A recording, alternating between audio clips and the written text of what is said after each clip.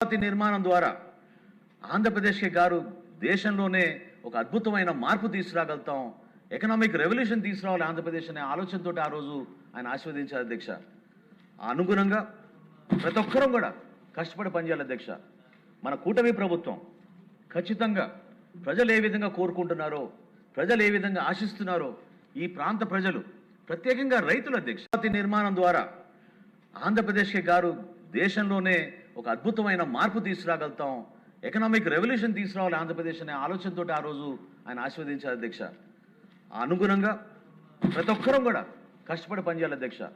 మన కూటమి ప్రభుత్వం ఖచ్చితంగా ప్రజలు ఏ విధంగా కోరుకుంటున్నారో, ప్రజలు ఏ విధంగా ఆశిస్తున్నారో ఈ ప్రాంత ప్రజలు, ప్రత్యేకంగా రైతుల అధ్యక్ష. అమరావతి నిర్మాణం ద్వారా ఆంధ్రప్రదేశ్కి గారు దేశంలోనే ఒక అద్భుతమైన మార్పు తీసుకురాగలుగుతాం, ఎకనామిక్ రెవల్యూషన్ తీసుకురావాలి ఆంధ్రప్రదేశ్ అనే ఆలోచనతో ఆ రోజు ఆయన ఆశీర్వదించారు అధ్యక్ష.